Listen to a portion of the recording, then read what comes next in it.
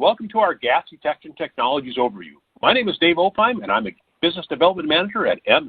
The first gas detection technology we'll talk about today is the flammable or combustible gas detection. And as shown in the upper left-hand panel, the first gas detector was a candle on a stick. And this was in the coal mining days. And hopefully you weren't the one elected to clear the methane pocket in the coal mine using this technique. Miners noticed that candles would glow more brightly when they were exposed to methane in the area. Unfortunately, often resulted in an explosion. Canaries were also used, as shown in the upper right, to detect low oxygen conditions in those coal mines. Luckily, that didn't result in loss of human life. Of course, the canary often gave his life up to save human beings, but it wasn't quite as lethal to human beings. However, because of the problem around gas explosions, the candle on a stick method of detecting gases evolved to a safer implementation, and that is the handheld flame lamp shown at the bottom. And the next slide will give you a little detail into how those are built. So as shown on the left, this handheld flame lamp consisted of a cotton reservoir, a fuel reservoir at the bottom, much like a Bunsen burner, a wick within a gas enclosure, allowed the miner to see that flame. And then up at the top, you had a flame arrestor, consisted of a wire gauze and a metal bonnet and a little handle, and that would allow the vapor, a surrounding vapor, to contact that flame in the chamber without igniting the surrounding atmosphere. And the photographs on the right show basically how that flame appearance changes as the methane concentration by volume increases from 0 up to 4% in the lower right. And you can see that that flame gets larger and more visible as the methane concentration increases. And remember, this is all below the explosive limits. So theoretically, this would not, the methane around that lamp would not explode. But this is, again, kind of showing you the heat of combustion of methane or hydrocarbons on a hot source like a flame. If we fast forward to today, we offer the users a technology using this whole similar concept, and that's the catalytic bead sensor, where instead of the open flame, we're using a little pellister, a pelletized resistor, which is a hot wire filament, and this active bead or active detector bead, it actually catalyzes or burns the gas molecules in the surrounding atmosphere.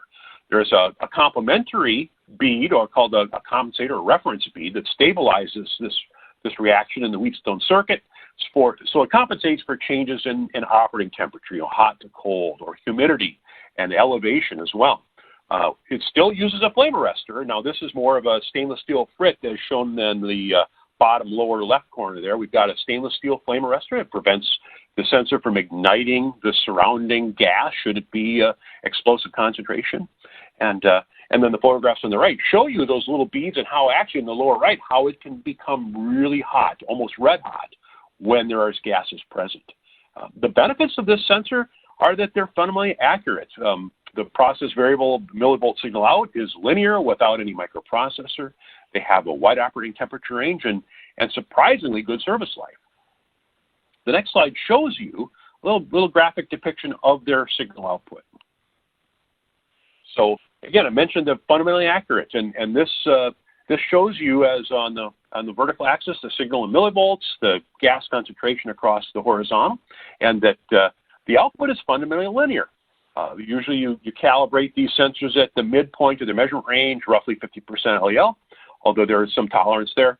But the key point here is that depending on the type of gas you're sensing with this sensor, be it methane or hydrogen, you get a lot of signal, comparatively higher compared to like solvent vapors, which can be quite a bit lower. So the key point here, users must calibrate each catalytic bead sensor using the proper gas type for the gas to be detected. And it's also important to remember that these sensors need to be calibrated on a routine basis to ensure proper sensitivity and sensor health. And that cost of ownership actually set the stage for a newer technology that basically kind of leveraged some of the weaknesses and turned them into strengths. And that's the next slide, which is the infrared measurement. And so this slide is showing you the fundamental absorption signatures of different gases and vapors. And on the horizontal axis, we have light wavelength. On the vertical axis, we have the amount or in percent of light absorbed. And you can see that as you look at the different, basically, horizontal signatures, you got water vapor, CO2, oxygen, ozone, methane in the middle, nitrous oxide, and then Rayleigh scattering, which is an atmospheric measurement. And essentially, when you look at the wavelength of the methane absorption, roughly 3.3 microns, you can see that other than water vapor, no other vapor shown here has a significant absorption in that light wavelength. And it's that property that's enabled manufacturers to come to end users with an optical instrument for measuring hydrocarbon gases that is non-destructive. And they're built, basically, I'll show you how they're built on the next slide. So these non-dispersive infrared gas detectors consist of some main components, and they're common to almost every instrument. And up in the upper left, you've got a lamp, an incandescent infrared source.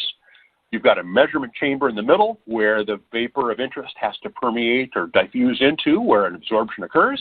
You've got some sensors and with optical bandpass filters, basically close coupled to each of those. And those filters allow these sensors to measure different light wavelengths. The active measurement chamber, active measurement frequency will be is noted by that red filter, and then our offset or reference wavelength of light will be denoted by the green colored filter on that sensor.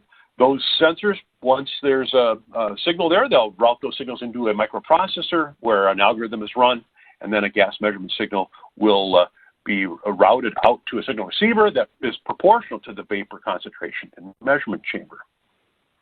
So basically what happens is that the lamp energizes, it lights up that chamber towards those sensors, and when you have, and again, as I talked about, the filters allow the specific measurement of the light frequencies that we need to measure those gases. And I think I have a little animation here showing you how the gas cloud of interest then permeates into that measurement chamber and allows that those sensors to measure the light level. And what's happening here is that the lower the active measurement channel, the greater the gas concentration. So there's actually a ratiometric measurement going on here. Now it's interesting because you can package instruments using this principle of measurement in two different ways, as shown on the next slide. We can package these instruments in a point configuration, a point detector, where we're using a mirror to reflect the light from the lamp, basically through the chamber and then back through the window to our sensors. And now we can basically have a small, compact, and very, very accurate instrument installed in the field. The other way you can package these is in an open path system. And here the lamp is extracted out of the instrument into a separate transmitter module, and actually it's a much more powerful lamp using a xenon transmitter typically, or xenon bulb typically.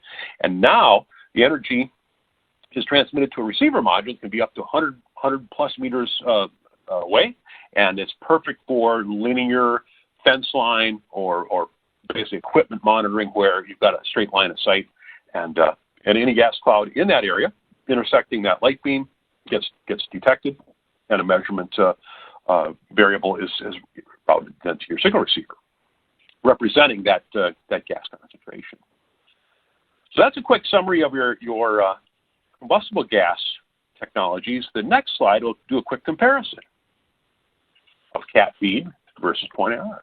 So with catalytic sensors, you have a lower initial cost. You have a sensor whose one of the key strengths is the ability to detect almost all hydrocarbons and hydrogen gas.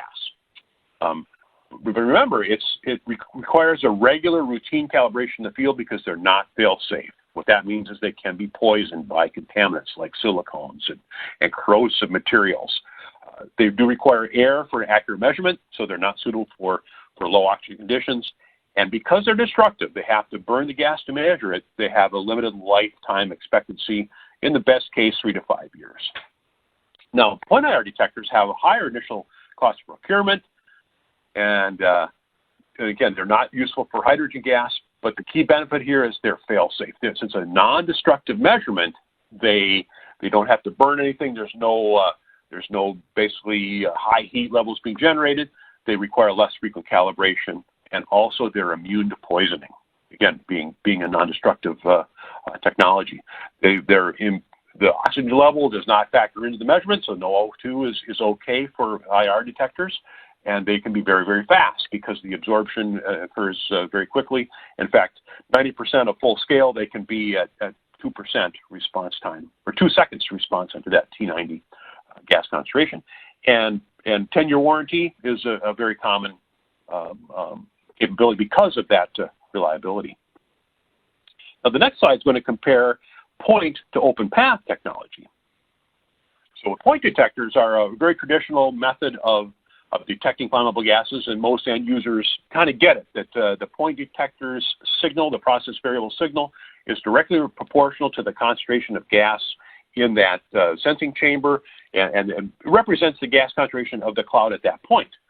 They are reliant on proper installation to achieve adequate protection, meaning we've got to assess the hazards and identify which gases are lighter, which gases are heavier than air, make sure we got sensors in those proper areas. And as I mentioned, it's easy to understand what that signal means, but point detectors come with a cost of ownership, and it often includes this routine calibration, so that compressed gases, testing, record keeping around managing the point detectors. Now, line of sight systems are, again, very well suited for perimeter or linear path monitoring, but the signal output from the receiver module in open path system not as easily understood by end users. It's an integrated path measurement representing the entire or total molecular concentration of the vapor of interest in that light beam. And so again, it has a little bit different meaning, and it takes a little bit of interpretation to understand what that means.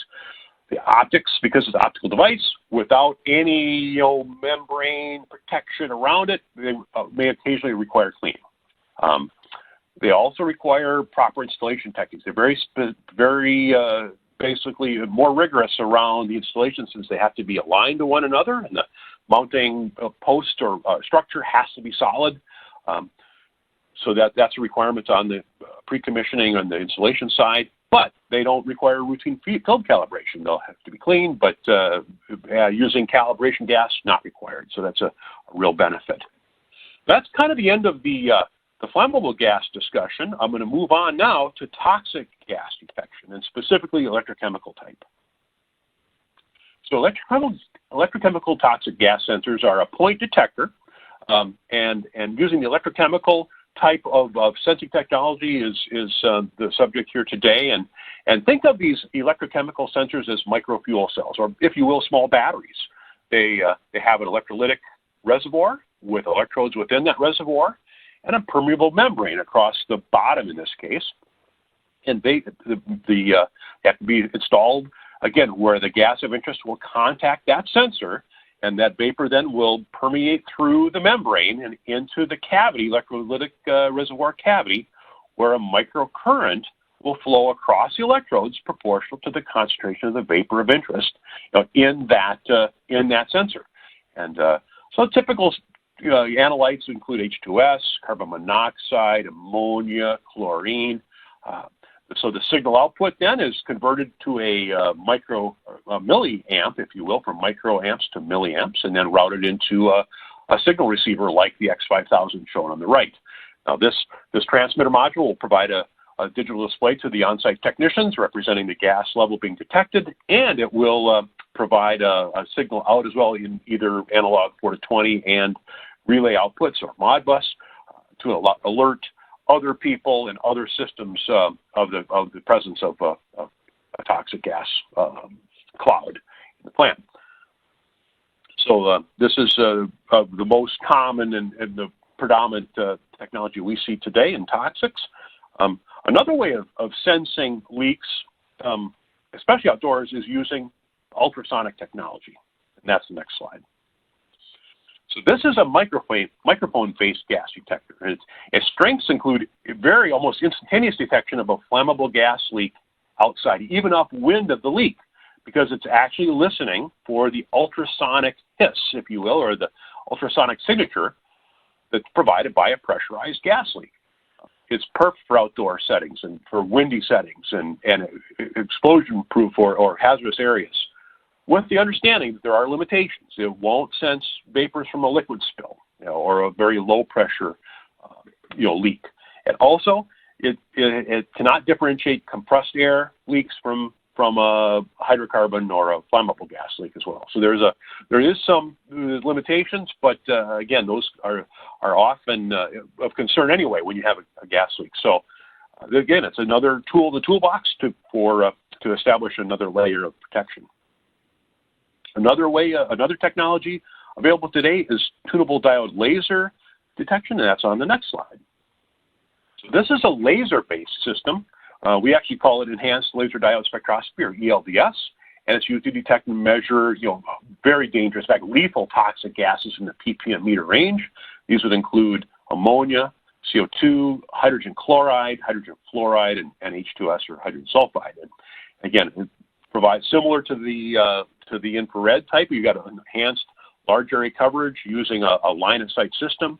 It can be very fast to respond, and even has the capability of sensing some flammable gases, especially methane, ethylene, and sour gas. But its key strength really is its toxic gas detection capability for these horribly lethal gases, and it's without the requirement of calibration and the ability to protect a significantly large area against these gases, which up till now had to be basically protected using a point detector. So that's kind of it as far as our today's discussion on gas detection. The next slide is going to do a quick summary, with CAT-B being a point detector for general, flammable or combustible gas sensing.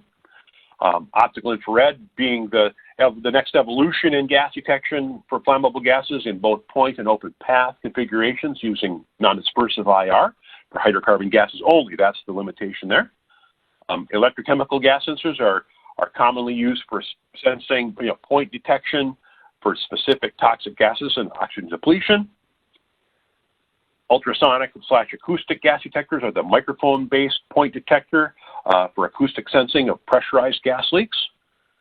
And then you've got the tunable diode laser, the ELDS gas detector, an open path system for sensing of specific toxic or hydrocarbon gases.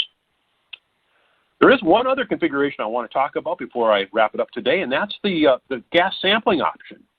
And then oftentimes in industrial settings, you have really challenging areas or environments that need to be monitored for a gas leak or a hazardous gas presence.